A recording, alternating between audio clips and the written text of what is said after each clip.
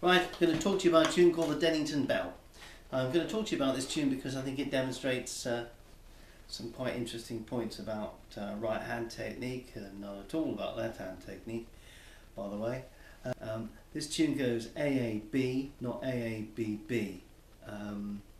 That's the way that Dolly Curtis played it, the lady from whom Katie Howson learnt it quite a few years ago now. She was the landlady of the Dennington Bell, the old bell at Dennington, near Woodbridge in Suffolk.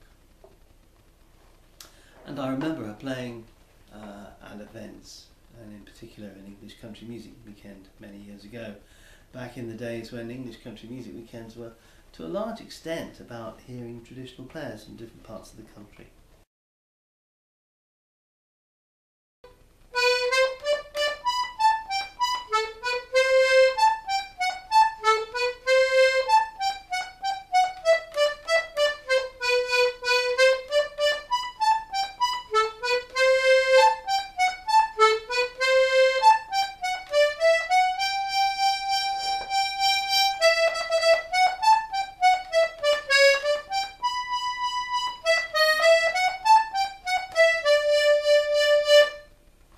Let's face it, the chords are straightforward. They're G, C and D.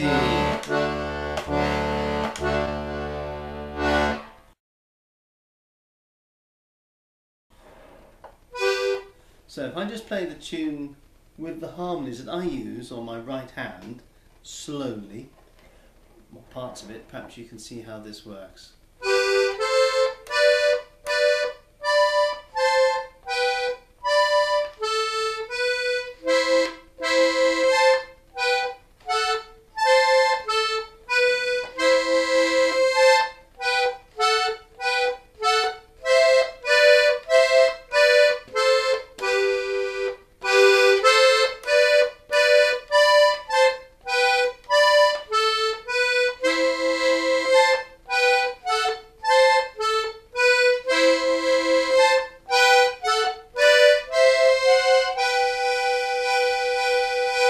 I'll show you again.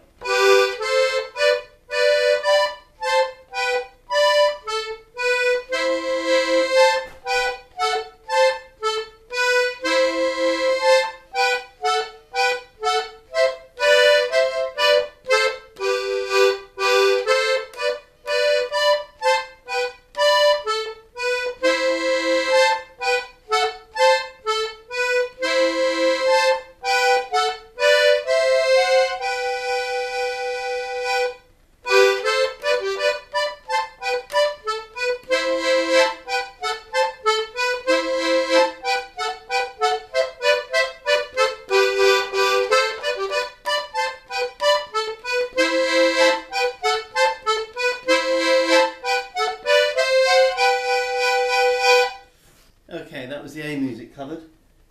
Now, at the end of the A music, there's a chord to fit in, and it's a fun one. It's a seventh. It's actually the G7th. So when we get to that chord at the end, that long G, actually what you do is this. Use that F natural up here. We've still got three notes in the G chord going on here. That's B, D, G.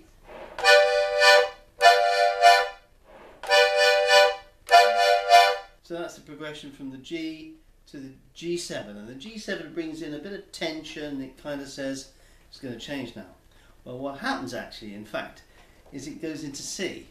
Now I don't have to change boxes for that. We've got all the notes we need, and it's only a brief excursion into C. But that seventh chord does announce that things are going to happen, and that those things might be quite fun, I think. That's what the tension does.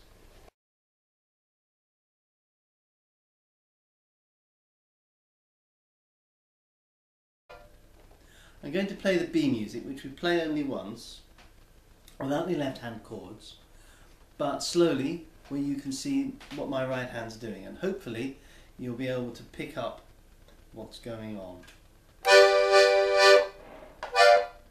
Starting, of course, with that G to G7 chord progression at the end of the B, at the end of the A music.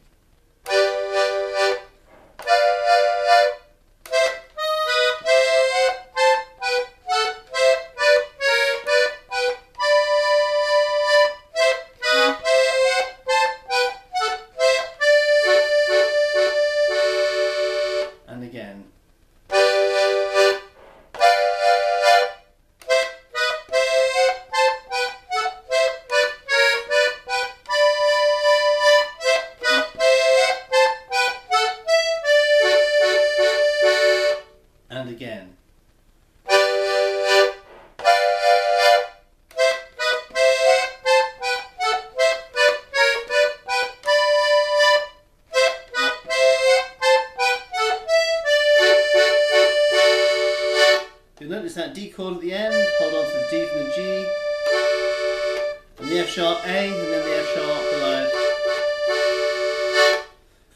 The other notes, the other harmonies we're getting here are part of this, which is well worth rehearsing, along with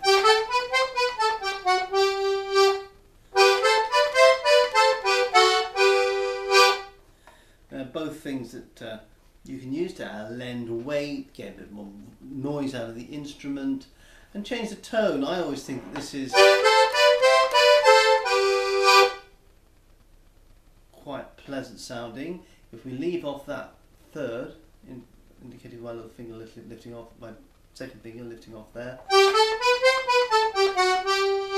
you get the strident octaves. And then if you just have that third and then the octave above it, you get that quite plaintive sound.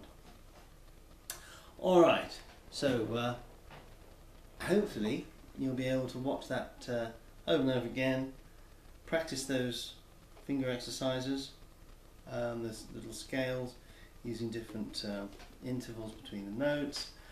The other thing I should talk about a little bit is my use of that C chord, where we have E here, C there, E from the D button on the D row.